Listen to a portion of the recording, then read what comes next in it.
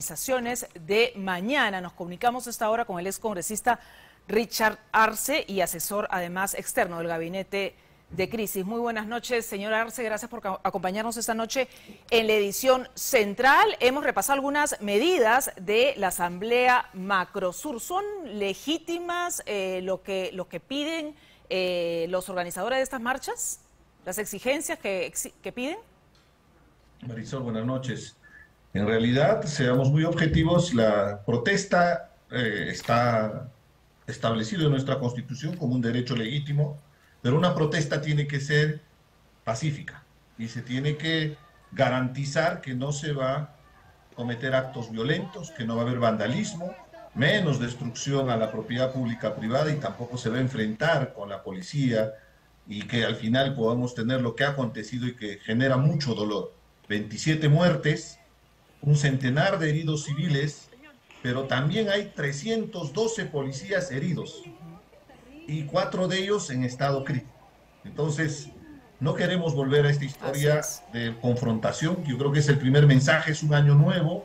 Evidentemente, el día de hoy, por ejemplo, ha habido la Marcha por la Paz, no ha habido mayor acontecimiento, mayor confrontación, más que algún exabrupto de alguna persona ahí, pero objetivamente lo que manifiesta ese documento, definitivamente eso no es una protesta, eso no es un llamamiento para que la población se manifieste en diferentes posiciones. Podemos estar de acuerdo, en desacuerdo con el gobierno, pero no podemos invocar a actos violentos, porque ahí inclusive hablan de ajusticiamientos sumarios en el documento. O sea, ¿qué están pretendiendo hacer convocando de esa manera? Lo que pasó definitivamente en diciembre no se puede volver a repetir, ¿no es cierto? Todo lamentamos por supuesto los muertos y los heridos, pero claro, este comunicado de la Asamblea Macrosur preocupa porque aquí hay un tinte político evidente.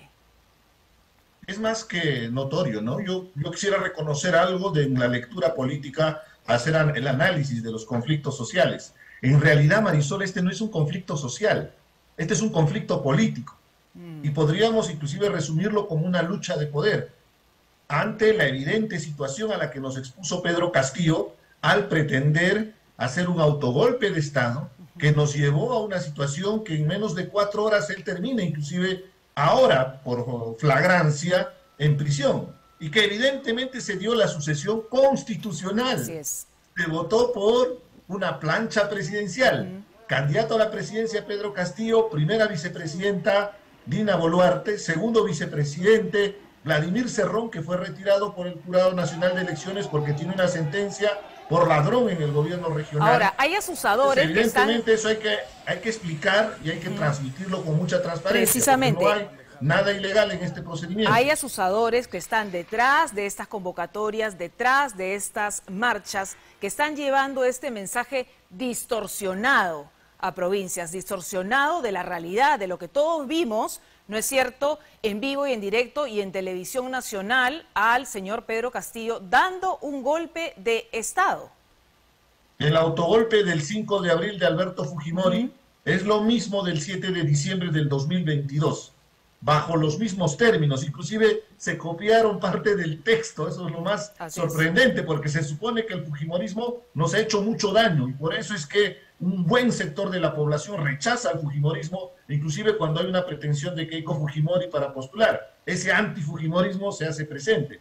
Pero regresemos al tema central. Evidentemente, hay otros problemas subyacentes, Marisol. Hay problemas estructurales en nuestro país que tienen que ser atendidos. Hay otro Perú, ese sur del Perú, que tradicionalmente es excluido, que no tiene buenos servicios de educación, de salud, pero me parece perverso utilizar un reclamo legítimo de esa población para canalizar con actos violentos y llevarnos a una situación de confrontación entre peruanos. Acá el responsable directo es Aníbal Torres, es uno de ellos porque evidentemente ha estado generando un ambiente de conflictividad, de polarización, de confrontación. Esto se llama agudizar las contradicciones en teoría marxista y además la famosa lucha de clases, permanentemente confrontándonos a Lima con provincias, inclusive blancos contra cobrizos, cuando no hay ningún tema racial de identidad que que pueda significar una postergación de cualquiera de los sectores que, inclusive, evidentemente, como autoridad deberían buscar la inclusión. ¿Y por qué te hago este testimonio? Sí. Porque hemos visto también el aprovechamiento político Así es. de congresistas como Bermejo, Betsy Chávez, toda el ala serronista, aprovechando y exacerbando. Pero también los de la extrema derecha que no se queden callados, porque ellos han estado incentivando este grado de confrontación porque decían que todos son terroristas. Y esa es una ofensa. Y pedían inclusive que se les meta bala, Marisol. Así no se soluciona el problema se soluciona dialogando. Y entonces, estamos de acuerdo. La extrema derecha y la extrema izquierda son la misma moneda, que buscan confrontación, que buscan polarización y nos llevan a esta situación. Y estamos totalmente de acuerdo, señor Arce, que hay necesidades, ¿no es cierto?, de la población postergadas durante años, en salud, en educación, en vías, en agua potable. Pero aquí hay un tinte político desde el simple hecho de que no quieren ninguna mesa de diálogo. En este manifiesto de la Asamblea, Mercosur dice: no se permitirá la presencia de ministros o representantes del gobierno. Además le llaman ilegítimo de Dina Boluarte. Es decir, ellos no quieren diálogo. Y eso es lo más lamentable, porque para empezar, son dirigentes sociales, como ellos manifiestan, pero habría que saber a quiénes representan realmente, a qué sectores. Y cuando hacen expresiones violentas, porque el documento es violento, y en eso queremos ser claros y objetivos, porque el día de hoy hubo una marcha por la paz y se generó todo un contexto, inclusive por el tema de la participación de la policía, y que evidentemente han pretendido descalificarlo, porque al final, Marisol, todos somos peruanos. Que se manifiesten por la paz me parece algo racional. Que hay aprovechamiento político, por supuesto que se van a dar. He visto, por ejemplo, el día de hoy, disculpa a la pestilencia, por ejemplo, marchando en la Marcha por la Paz, cuando ellos permanentemente agreden a todo el mundo. Es la extrema derecha, pero que tampoco la extrema izquierda se quede ahí con la crítica o tirando la piedra, porque evidentemente hemos visto también a Zaira Arias agrediendo a las personas que estaban marchando. Podemos tener diferencias, Marisol, podemos estar en las antípodas, pero no podemos llegar a ese nivel de confrontación. Todos queremos un Perú mejor, ¿no es cierto? Pero lo que quieren algunos asusadores que están detrás de estas marchas es el caos. Y lo que tenemos que cuidar y preservar en nuestro país es la democracia y el Estado de Derecho. Y ahora conversábamos, señor Arce, con nuestros corresponsales, por ejemplo, en Cusco y Arequipa, y la población está preocupada, ¿no es cierto? Porque no sabían, por ejemplo, los comerciantes, las personas que tienen restaurantes, los que tienen las pequeñas tiendas, los emprendedores, qué iba a pasar en las próximas horas en estas regiones donde se ha convocado a este paro.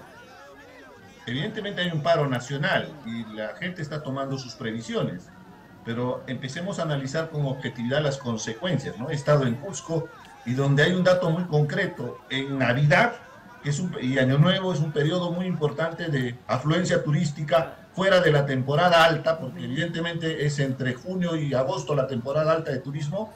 Se han suspendido 300.000 paquetes turísticos.